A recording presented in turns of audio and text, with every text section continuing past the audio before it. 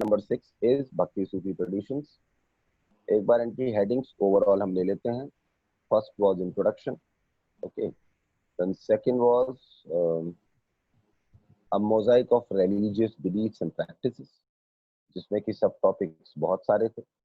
First was integration of its cults with different instances. Second was difference and conflicts, approach के हिसाब से with examples. Then we came on third final conclusion, okay. Then third heading was poems of prayer, that was early traditions of bhakti, यानी कि we started from bhakti movement. Then we studied two kinds of bhakti. One was Shaguna, second was Nirguna. In that first section was the Alvars related to Vishnu, and second was the Nayanars related to Nayanars related to Shiva in Tamil Nadu. After introducing them, we went on to deep of it. First was attitude towards caste, their attitude. Second was their women devotees with instances. Third was their relations with the state. Then after third, fourth was the Virashaiva tradition in Karnataka. With examples. Then fifth was religious ferment in North India. Then new strands in the fabric. Then we switched over from one era to another era. यानी कि भक्ति tradition खत्म हुए और एक नया fabric society के अंदर हमें देखने को मिला. That was related to Islam, therefore entitled as Islamic traditions.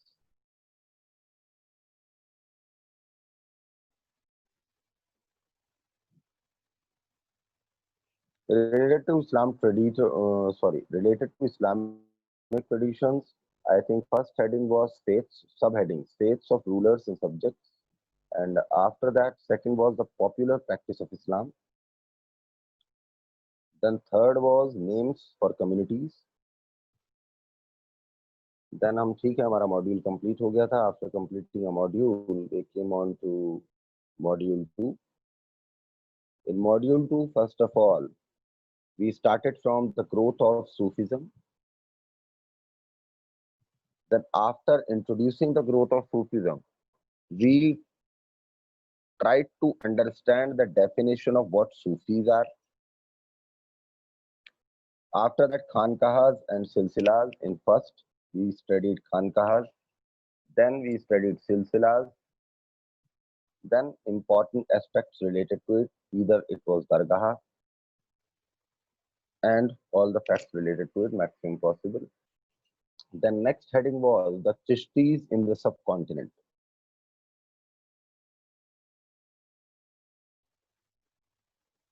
Then the major features related to the Chishtis. First was life of them in the Khankaha. What was Khankaha with the example of Nizamuddin. Then practice adopted for Sheikh. Then Chishtiyon ka devotionalism through Ziyarat and Qawwali. Then languages and communication of them. Then Sufis का state, यानी कि अपने प्रांत अपने state के साथ relation. Then new devotional paths, dialogue and dissent in northern India. First was weaving a divine fabric through Kabir. Okay. Then second, we took very many references related to Kabir in terms of his poems. In different languages we took reference. So first was the Sant Sabha, second was the Ulat Bansi. With two examples in diverse and conflicting ideas. Then after completing Kabir, we came on to Baba Guru Nanak Ji and sacred word given by him.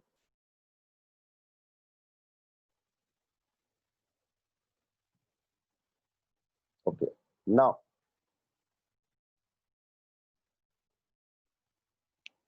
Last point हमने जो कल पढ़ा था, मैं आपको repeat कर देता हूँ.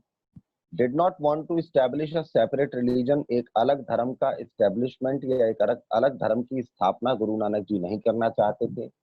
Appointed Angad as his successor. उन्होंने लेकिन जैसे अब देखो वही वाली बात है ना, if somebody has started the legacy of something, तो जरूरी नहीं है उसने जो सोचा है लेगेसी आगे भी वैसी ही चले। लाइक फॉर एग्जांपल कहते हैं ऐसा, पर्सनली जहां तक मैंने जो रेफरेंसेस जो जर्नल्स एंड ऑल पढ़े हैं उससे मैं तो सेटिस्फाइड नहीं हूँ, बट बुक्स कहती हैं कि भाई Mohammad Ali Jinnah used to think that कि पाकिस्तान एक इस्लामिक स्टेट ना हो, एक जमहूरियत हो, एक डेमोक्रेटिक कंट्री हो। बट आई थिंक आज वो क्या है वो आप अच्छी तरह जानते हैं। तो कहने का मतलब कोई इंसान किसी इंसान ने अपनी एक लेगेसी स्टार्ट की and he was willing to move that legacy as accordingly as it was with some different changes in the distinctiveness of human values। इसीलिए उन्होंने इसी बात को ध्यान में रखते हुए अपने आगे के सक्सेसर को अंगद के रूप में चुना। यानी कि Angad was appointed as the new successor, और in other words you can say the new preceptor या गुरु बोल लो। और ये ऊपर का जो पूरा प्रोसेस है जो हमने ऊपर पूरा पढ़ा था रिलेटेड टू गुरु नानक जी, ये पूरा प्रोसेस 200 साल तक चला।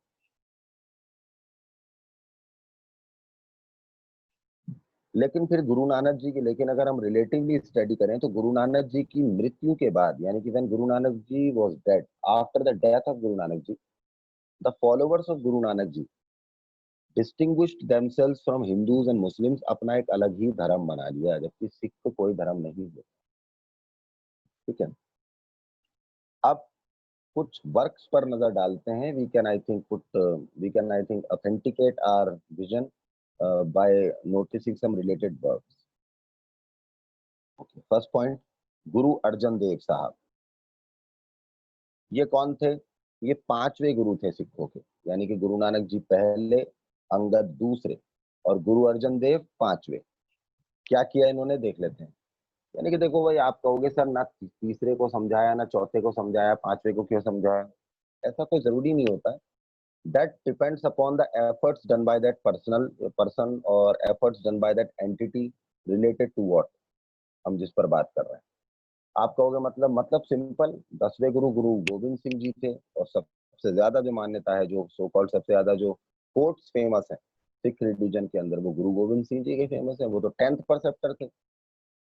असल में सीधी सी बात बताएं, वाई ही सो फेमस, क्योंकि उन्होंने बहुत कुछ चीजें ऐसी सिखा दी जो आई थिंक ज्यादा मैसिव अपील ले गई। Like I think he taught the Sikhs to be warriors. उससे पहले सिख वॉरियर्स के बाद वॉरियर, यानी कि being a soldier, being a warrior वाली फीलिंग उनको किसी ने नहीं दी थी, वो गुरु गोविंद सिंह जी ने दी। ठीक है। तो ऐसी गुरु अर्जन देव जी की अपनी इंपॉर्टेंस थी। उन्होंने क्या किया? Like first of all he was the first fifth Guru, sorry not first, fifth गुरु, और in other language I can say fifth परसेप्टर, compiled hymns of Nanak with those of four pre-successors along with the other as। अब उन्होंने क्या किया? उनसे पहले चार गुरु आ चुके थे रिलीजन में। उन्होंने अपने चारों गुरुओं के द्वारा कही गई जो बातें थी, उन सब बातों को पढ़ा। उनके द्वारा कहे गए श्लोक थे उनको पढ़ा, या उनके द्वारा दिए गए मंत्र जो थे, ये तो हिम्स गिवन बाय देम, उनको उन्होंने स्टडी किया। और उन सबको स्टडी करके, उसके अलावा और भी कई लोग होंगे शायद मे भी दूसरे रिलीजन से, या फिर किसी और न्यूट्रल फॉर्म से, उन्होंने उनकी भी बातों को सुना। यानी कि गुरु अर्जन देव काफी learning kind of a person थे कि भाई सबसे पहले अपने पुराने प्रीकर्सर्स जो थे चार, उनकी सारी बातें स्टडी करी। After that along with them उन्होंने और कई लोगों की बातें भी स्टडी की। Like first was Baba Farid, second was Ravidas, जिनको रायदास के नाम से भी जाना जाता था, एंड थर्ड वाज कबीर। और आप कहोगे सर ये रेफरेंसेस उन्होंने लिए, ये हमें पता कैसे चलता है? ये आपको पता तब चलेगा जब गुरु अर्जन देव जी के द्वारा कंपाइल्ड पूरी की पूरी बुक आदि ग्रंथ साहिब आप पढ़ेंगे। और इस आदि ग्रंथ साहिब को आप गुरबाणी भी बोलते हैं, कंपोज्ड इन डिफरेंट लैंग्वेजेस, जो कि बहुत सारी लैंग्वेजेस में इम्प्रिंट हुई है और वर्ल्ड के अंदर पॉपुलर है। तो आप समझ सकते हैं इस गुरबाणी के अंदर, जिसको आप आदि ग्रंथ साहब नेम से आप कह सकते हैं कि कंपोज कर रहे हैं, यानी कि इसको इंटीग्रेट कर रहे हैं, इंटीग्रेट कर रहे हैं। इसके अंदर बहुत सारे लोगों के रेफरेंसेस उन्होंने ऐड किए हैं। ठीक है। लाइक फोर गुरुज या precursors before Guru Arjan Dev of six, and after that many other intellectuals and great poets like Baba Farid ji, Raidas ji, Kabir. जो कि आपको आदि ग्रंथ साहब में देखने को मिल जाएगा। नेक्स्ट आते हैं गुरु गोविंद सिंह जी। कहने को 10 गुरु रहे हैं। गुरु नानक जी के अलावा there are 9 preceptors who are considered as overall 10 preceptors in Sikh religion accordingly. But नाम सबसे ज्यादा गुरु गोविंद सिंह जी का सुनेंगे या गुरु अर्जन देव जी का सुनेंगे, क्योंकि दोनों ने ही कुछ ऐसे काम किए। भाई गुरु अर्जन देव जी ने क्या किया? गुरु अर्जन देव जी ने सारा डॉक्यूमेंटेशन करके उस रिलीजन को एक ऑफिशियल पहचान दी, उसका अपना एक ग्रंथ बना के उन्होंने उसका एक अपना स्क्रिप्चर क्रिएट कर दिया, जिसको हम आदि ग्रंथ साहब बोल रहे हैं। इसलिए भाई गुरु अर्जन देव जी का नाम जो है अमर हो गया इस कम्युनिटी की हिस्ट्री में। आफ्टर दैट गुरु गोविंद सिंह जी पर बात करते हैं, जिस पर मैंने आपको वैसे ही बता दिया कि वो कितने स्पेशल थे। But still we will talk in some brief that why Guru Govind Singh ji is named in special term. First of all he was the 10th preceptor, वो 10वें गुरु थे। Composed Guru Granth Sahib, compositions of 9th Guru and Guru Tegh Bahadur. इन्होंने देखिए क्या क्या किया था। फर्स्ट ऑफ ऑल इन्होंने वो किताब कंपोज की थी जो किताब आज सिखों की पवित्र किताब मानी जाती है, उसको हम बोलते हैं गुरु ग्रंथ साहिब। कुल मिला के आप कहोगे क्या इन्होंने भी अर्जन देव जी की तरह किया कि पहले के सारे गुरुओं की कंपोजिशन ली और उनको ऐड कर दिया? नहीं, उन्होंने सिर्फ एक काम किया। जो 9th गुरु थे गुरु गोविंद सिंह जी से पहले, जिनका नाम गुरु तेग बहादुर था, उन्होंने क्या है अपने पीछे के सारे गुरुओं की कॉम्पोजिशंस को कंपाइल करके अपनी पूरी कॉम्पोजिशन तैयार की। गुरु गोविंद सिंह जी ने क्या कहा, उनकी पूरी की पूरी जो कॉम्पोजिशन थी गुरु तेग बहादुर जी, चाहे वो कितने भी फॉर्म्स में थी, यानी कि हम मल्टीपल कह सकते हैं, यानी कि compositions of 9th Guru named as Guru Tegh Bahadur की जो थी, उनको उन्होंने कंपाइल किया, कंपाइल करके डेकोरेट करके अटैच्ड किया और एक ग्रंथ का रूप दे दिया। And the name of that ग्रंथ वाज गुरु ग्रंथ साहिब।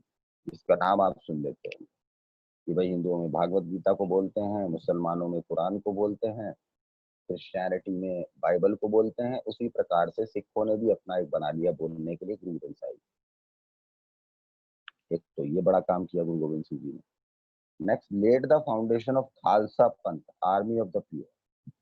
सिखों के अंदर आर्मी स्किल्स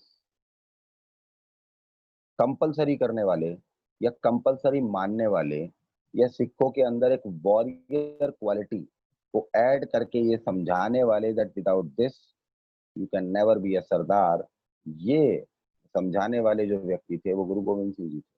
और इसके लिए उन्होंने एक अलग से एक सेपरेट कम्युनिटी क्रिएट कर दी थी खुद के ही रिलीजन में। दैट कम्युनिटी ही नेम्ड एज खालसा पंथ। खालसा मतलब वॉरियर्स कह सकते हैं, आर्मी कह सकते हैं। खालसा पंथ का मतलब प्योर आर्मी, यानी कि शुद्ध आत्माओं की शुद्ध फौज, with 5 major symbols to follow as, यानी और इसमें सब सरदार, सभी सरदारों को काउंट करते थे। वो मानते थे कि सरदार एक आर्मी, अकेला सरदार, एक अकेला सरदार 1 मैन आर्मी से कम नहीं है। साथ में उन्होंने 5 मेजर सिंबल्स दिए थे कि a person whosoever will be relating to our religion, yeah, or we can say that who will be relating to the foundation of Khalsa Panth, his major symbols will be 5। उनके कितने symbols होंगे? 5 बड़े major symbols. ठीक है। First, uncut hair, आप बाल नहीं काटेंगे, केश बोलते हैं इनको, ये केश नहीं काटेंगे। आज तो आप जानते हैं बाल कटवा लेते हैं, ऊपर पगड़ी पहन लेते हैं, पगड़ी हटाओ तो बाल छोटे छोटे या स्टाइलिश मान लो। एक तो बाल आपके नहीं कटाने हैं आपको being a sardar according to Guru Govind Singh ji and preachings of Khalsa Panth. Second है डैगर। डैगर आप समझ सकते हैं, एक छुरा रखना। ठीक है, तो रखते हैं ना यहाँ पे इस तरह से, छोटी तलवार। Third, a pair of shorts. Fourth, a comb. Comb समझते हैं आप? कंघा, कंघी बोल लो, कंघे से बेहतर मैं कंघी बोलूंगा। ठीक है। अ steel bangle.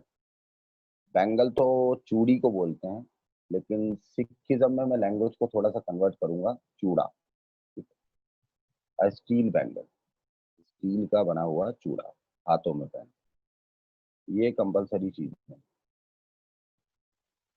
Then comes, I think खत्म हो चुके हैं, गुरुजी की बातें हम समझ चुके हैं। Last topic for today is after this the chapter will be over, Mirabai ji, बड़ा नाम सुना होगा आपने। एक राधा एक मीरा, दोनों ने श्याम को चाहा, अंतर क्या दोनों की चाहत में बोलो, एक तो प्रेम पुजारन एक दर्श पुजारन।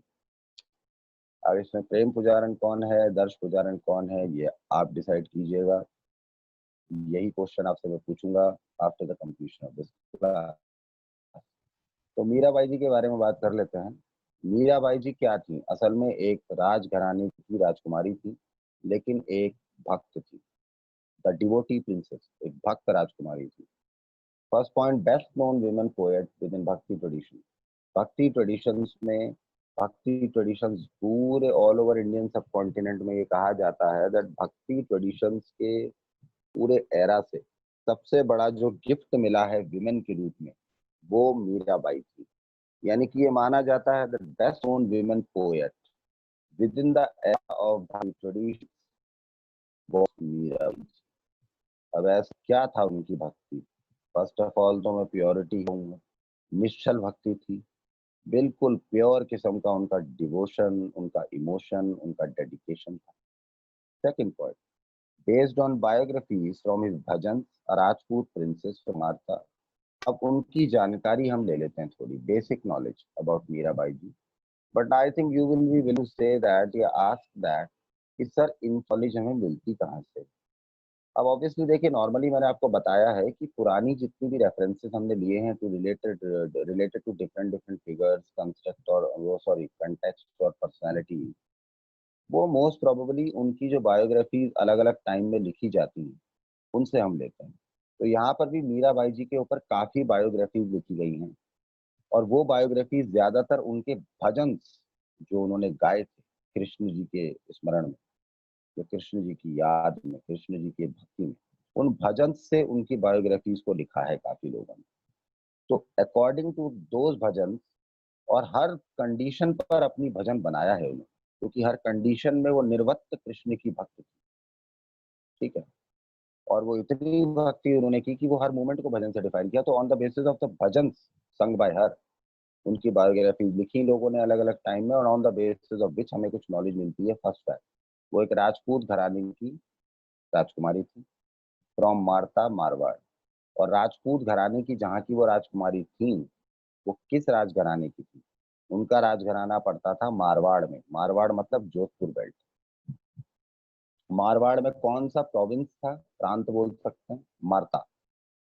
यानी कि she was a Rajput princess from the province named as Merta, in which state? Marwar state, because उस टाइम तो मारवाड़ स्टेट ही होती थी। Married against her wish to the prince of Sisodia clan. उनकी इच्छा के विरुद्ध, उनकी मर्जी के खिलाफ उनकी शादी की गई थी एक राजकुमार से। ऑब्वियसली राजकुमारी है तो राजकुमार से की जाएगी। राजकुमार कहाँ के थे? राजकुमार मेवाड़ के थे। मेवाड़ मतलब उदयपुर वाला बेल्ट। और हमेशा राजस्थान के अंदर ये दो सबसे बड़े राजपूत क्लैंस रहे हैं, ये दो सबसे बड़े राजपूत वंश रहे हैं, डायनेस्टी बोल लो आप। One is Mewar, second is Marwar. तो आई थिंक बड़ी अच्छी बात है that I think Mirabai ji was from Marwar, and the Prince to which she was married in, he was from मार मेवाड़। और जो उनका प्रिंस था, राजकुमार था, उनकी जो राजपूत कास्ट थी वो सिसोदिया थी, वो सिसोदिया क्लैन से बिलोंग करते थे।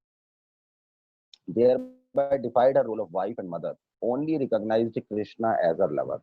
अब ठीक है भाई, अगर मीराबाई जी की नजर से देखा जाए तो I think she was married, या she was married opposite to her wish. अब ये आप डिसाइड कीजिएगा कि इसके बाद उन्होंने जो किया वो सही था या गलत था। तो इसलिए उन्होंने सिंपल जो है ये बात कही, क्योंकि जब उनकी शादी जबरदस्ती की जा रही थी, after that also she tried to tell the people that I can not make this marriage successful because I am completely dedicated to somebody else. लोगों ने नहीं समझा, उनकी शादी हुई। देयरफॉर शादी के बाद उन्होंने किसी भी जिम्मेदारी को निभाने से मना कर दिया। ना ही उन्होंने अपनी बीवी की जिम्मेदारी को निभाने की बात को समझा, और उन्होंने कहा कि आई डिफाई दिस रूल, मैं किसी की वाइफ नहीं बन सकती, ना ही मैं किसी की माँ हूँ। यानी कि उन्होंने दोनों जो एक कहता कि महिला के सबसे परम रूप होते हैं, the most authentic forms of women, one is mother and second is wife, उन दोनों रोल्स को निभाने से मीराबाई जी ने मना कर दिया। उनसे पूछा गया वाई, तो उनका सिंपल कहना था मैं सिर्फ कृष्ण जी की प्रेमिका हूँ। मैं कृष्ण जी के प्रेम में पूरा जीवन व्यतीत करूंगी, यानी कि I will spend whole of my life and every minute second of my life even for the sake of love which I have for lord Krishna. Now you decide वो कितनी सही थी कितनी गलत थी, क्योंकि ईश्वर तो नहीं कहते भक्ति करने के लिए आप घर छोड़ें, ये जिम्मेदारी छोड़ें। Third point, try to be imprisoned by in laws but escape भाई ऑब्वियसली आप भगवान के नाम पर, आपको कृष्ण के अलावा कोई दिखाई ही नहीं दे रहे हैं। आपकी शादी हो गई है, आप माँ भी नहीं बनना चाह रही हैं, आप बीवी भी नहीं बनना चाह रही, तो एज अ रिजल्ट भाई उनके जो इन लॉज थे, इन लॉज क्या होते हैं, ससुराल वाले, सास हो गए, ससुर हो गए, कोई भी हो, राजकुमार भी हो, उन्होंने क्या किया, उन्हें जेल में डालने की कोशिश की। But I think Lord Krishna की वो फेवरेट थी, तो उन्हें लॉर्ड कृष्णा से सपोर्ट मिला, एनर्जेटिक सपोर्ट जैसे भी मिला हो, बहुत सारे मीडियम्स हो जाते हैं। तो उनको कई बार जेल में डालने की कोशिश की गई, बट स्टिल आफ्टर दैट वो भागने में सफल हो जाती है। ठीक है। हर परसेप्टर the Guru Raidas Ali leather worker, Mirabai जी के गुरु कौन थे, हम परसेप्टर कह सकते हैं, गुरु कह सकते हैं, रायदास थे। क्या थे वो, चमड़े का काम करते थे, अ लेदर वर्कर। सोचिए आप, एक राजपूत घराने की राजकुमारी जो कृष्ण की परम भक्त है, असीम हार्ड कोर लव है, उनके गुरु कौन थे, लेदर वर्कर थे।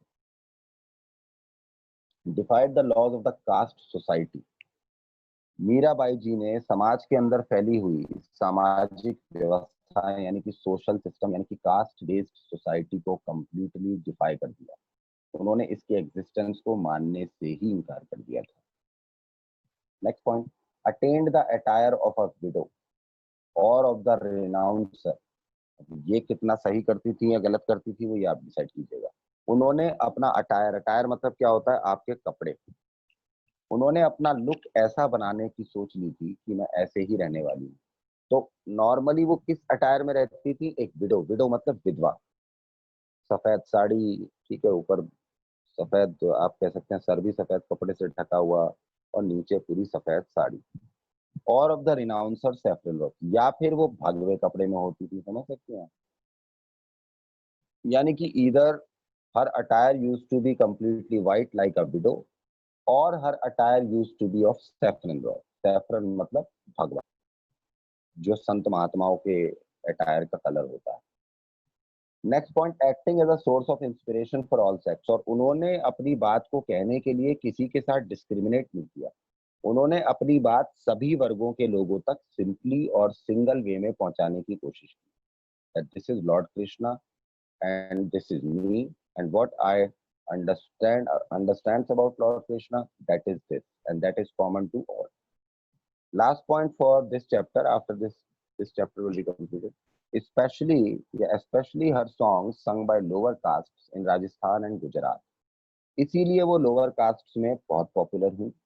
और इसका रेफरेंस आपको मिल सकता है कि आप उस एरिया में जाएं, मेवाड़ में या मारवाड़ में, स्पेशली मारवाड़ में जाएं, क्योंकि सारा जो उनका टॉर्चर किया गया था उनको वहीं किया गया था, चाहे जहर देने की कोशिश, जेल में डालने की कोशिश।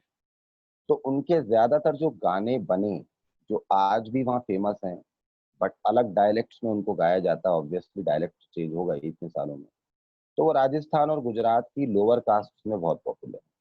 यानी कि Mirabai is specially very much popular in Rajasthan and Gujarat lower caste.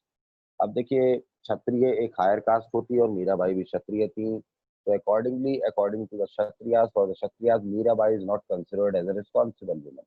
तो ऑब्वियसली उनका जो रसूख बना, रसूख बनने के साथ उनका जो ग्लोरिफिकेशन हुआ, स्पेशली लोअर कास्ट में बहुत हुआ, जिसका रेफरेंस इस बात से क्लियर हो जाता है that her songs are very very famous in Rajasthan and Gujarat. इवन उस वक्त तो बहुत ज्यादा थे, आज भी आपको कहीं रियली में आप कहीं जाएं तो आपको शायद ये बात प्रूव हो जाएगी। तो okay, chapter is complete, module 2 आप कंप्लीट कर लीजिएगा।